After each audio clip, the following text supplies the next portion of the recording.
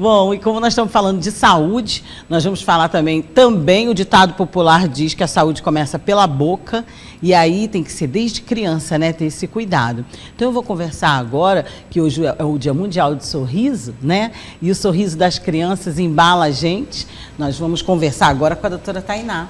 Ela que é dentista, né? Tainá Castelo Branco, bom dia. Bom dia, Edna. Bom dia a todos. Um prazer tê-la aqui falando de algo que eu gosto. Quem me conhece sabe, duas coisas. É um sorriso bem largo, né? Porque inspira demais, e criança. Então, todos os cuidados que nós temos adultos, é claro, a gente sabe que tem que ter com a criança, mas como tudo começa desde cedo, qual é a primeira preocupação que a gente tem? Porque hoje não, já há anos tem a aplicação de flúor já no iniciozinho da vida de cada um de nós, né? Então, Edna, eu acho que o cuidado mais importante que a gente tem que ter é exatamente educar as nossas crianças em todos os sentidos, inclusive educação em saúde bucal, porque o ideal é isso que você falou, a gente quer que as crianças cresçam com hábitos saudáveis, que elas cresçam sem ter passado por experiência de cárie ou por doenças ou alterações bucais, e tudo isso parte de uma boa educação em saúde bucal. Orientar, escovar desde pequeno, ensinar a importância da escovação, a influência dos alimentos para uma saúde bucal boa ou uma boa saúde geral. E tudo isso vai partir dessa orientação dos pais, do acompanhamento dos profissionais. E é muito importante que isso aconteça desde os primeiros anos de vida, para que siga durante toda a vida da criança e assim do adulto também. Bom, quando a gente fala em cuidados, a gente já acha assim, ainda mais em relação à cárie, a gente acha sempre que é só a escovação, né? Normalmente diz, tem que escovar o dente.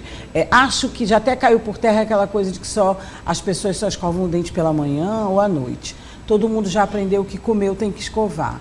Mas assim, na maioria das vezes a gente sabe que a gente não faz. O que é questão de hábito, como você falou, mas como fazer isso a partir do momento que, por exemplo, na adolescência é uma fase super difícil, né? Como fazer, tanto para o não consumo de açúcar, como as crianças querem na escola, como também para esse hábito de escovação? Como é que você lida com as crianças e adolescentes nesse sentido? É uma ótima colocação, porque assim, a gente estava falando justamente da educação em saúde bucal. E essa educação que, quando implementada desde os primeiros anos de vida, vai ajudar a gente nessa manutenção de saúde. Então, a gente fala muito da escovação porque, sim, ela é muito importante, principalmente porque ela faz tanto a remoção da sujeira, né, o que a gente chama de biofilme, que fica na boca. Ela faz a remoção mecânica com o uso da escova e ela tem também a ação química da pasta de dente, que vai fazer a higiene e que contém flúor e que vai ajudar na proteção desse dente. Então, a escovação é muito importante. Além da escovação, a gente reforça sempre a importância do fio dental. Porque a escova, ela não consegue chegar a certos lugares, principalmente nas partes que ficam entre os dentes. Eu trouxe até um modelinho aqui. Ótimo. Para mostrar aqui. A escova, ela é ótima para higienizar essas partes que ficam mais livres. Mas as partes que ficam na região entre dentes, a escova não consegue chegar devidamente. Para isso, a gente usa o fio dental, porque ele vai conseguir acessar aquela região que a escova não acessa e que fica juntando alimento. Ou seja, aqueles restinhos de alimento, como a gente chama, né? Fica mais entre os dentes. Exato. E aí que muitas vezes, quando a gente não remove, mas lá é o suficiente para juntar a sujeira e iniciar a cárie entre os dentes. E é uma cárie que ela é difícil de ser detectada porque ela fica escondidinha. Isso. Então a gente sempre incentiva o uso do fio dental também, desde pequena, a partir do momento que eu tenho dentes juntos. Certo? Sim. Então, para uma boa saúde bucal, escovação, fio dental. E aí a gente entra também na parte de orientação de alimentação. Porque alimentos que contêm um alto teor de açúcar ou que contêm açúcar são alimentos que têm uma alta chance de causar cárie nas crianças. A cárie, a gente diz que ela é uma doença biofilme, açúcar dependente. Para ela acontecer, é necessário que eu tenha a sujeirinha na boca e que eu tenha a presença de açúcar frequente nessa dieta. Sim. E aí açúcar a gente vai entender por tudo aquilo que vai açúcar no alimento. Não é só o bombom ou o biscoito, mas um iogurte, um refrigerante, um biscoito maisena, tudo que contém sacarose ou açúcar de adição, a gente considera como um alimento potencialmente cariogênico, que é o que pode causar cárie. E aí a gente orienta isso desde pequeno para as famílias, para que a gente postergue pelo menos até os 2 anos de idade da criança, que ela não tenha contato com esses alimentos adoçados, porque é o momento que ela está formando o paladar, e aí ela passa a ter preferência por esse alimento a partir do momento que ela começa a receber ele muito cedo. E a gente faz essa orientação e acompanhamento. E trabalha também a consciência da criança desde pequeno. Claro que de uma forma que ela pode entender.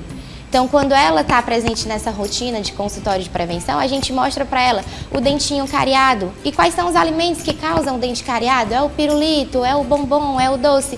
E ela passa a entender que aqueles alimentos causam um problema para o dente. E que tem outros alimentos que são bons e que ajudam, que protegem. Que também são gostosos, exato, né? Dá pra gente conversar assim, com a criança, convencer. Hoje eu já noto que na fase quando eu era uma adolescente, a gente ouvia muito falar em cárie, né? Sérgio e também Ed, que parece que a gente é da mesma faixa etária, né? A gente ouvia muito falar em cárie, né? Em dor de dente. Eu nunca vi meu filho falar nisso. Ele nunca nem citou, ele não sabe nem o que é isso. A geração antes dele também já não falava, tem 23 anos. Então, hoje, vocês, as instituições de odontologia, os órgãos, já existe um dado dizendo que por meio das campanhas, por meio de tudo que da educação, realmente melhorou a educação nesse sentido? As pessoas já se previnem mais? Edna, é muito boa essa pergunta, porque assim, apesar de a gente tem levantamentos a nível de Brasil, que é o chamado SB Brasil, que é uma pesquisa como se fosse um IBGE da saúde bucal, que ele mostra como é que é a condição de saúde bucal da população brasileira. O último levantamento foi feito em 2010. Do levantamento de 2003 para 2010, mostrou que houve algumas melhoras em certos índices. De 2010 para cá, ainda não foi feito um novo levantamento, tá? Para sair por agora. E aí a gente aguarda esses dados, mas a gente sabe que houve uma melhora da condição de saúde bucal da população, especialmente depois da implantação da saúde bucal na atenção básica, nas UBSs, que foi uma forma de oferecer saúde bucal para uma população que não tinha, que é a população mais carente.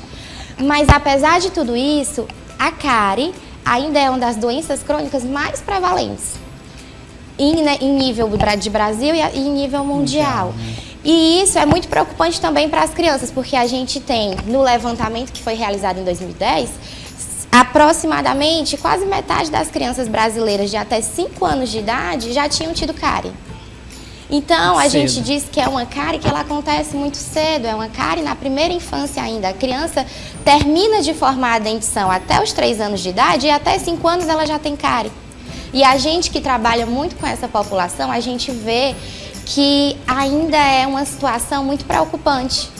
A gente encontra crianças de 2, 3 anos que ainda nem terminaram de formar a dentição toda e a gente já tem que realizar procedimentos mais invasivos, restaurações, exodontias, porque a doença já está no estágio muito avançado.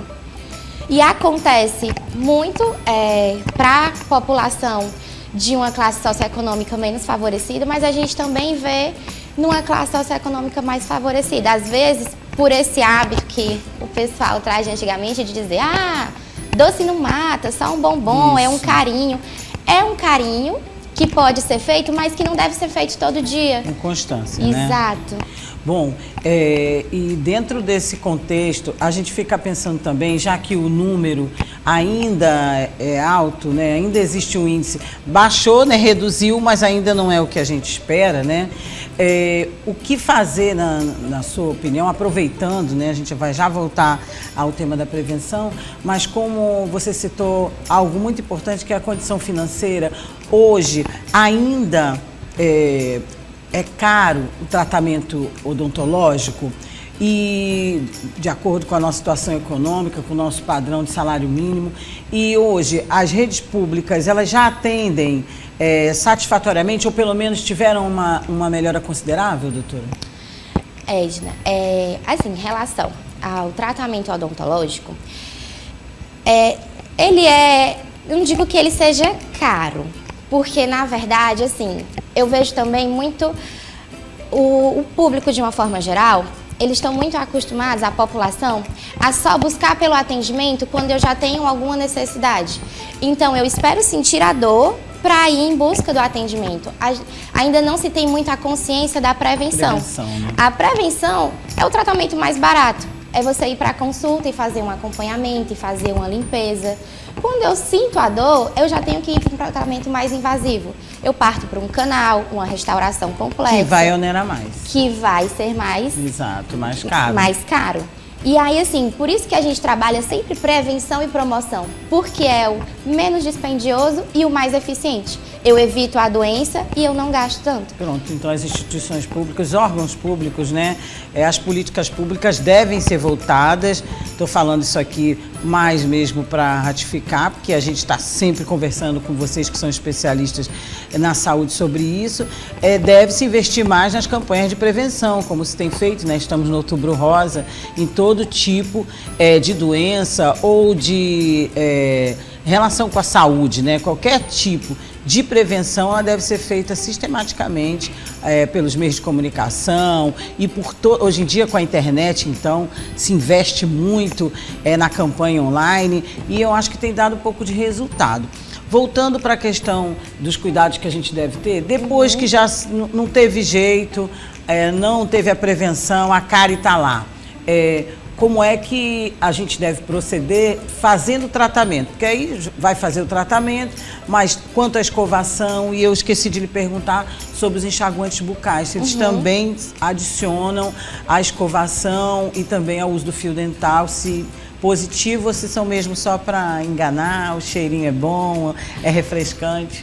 Então, em relação ao tratamento, a gente costuma dizer que, principalmente tratamento de doença cárie, mas da saúde bucal como uma forma completa, é um tratamento que acontece 50-50.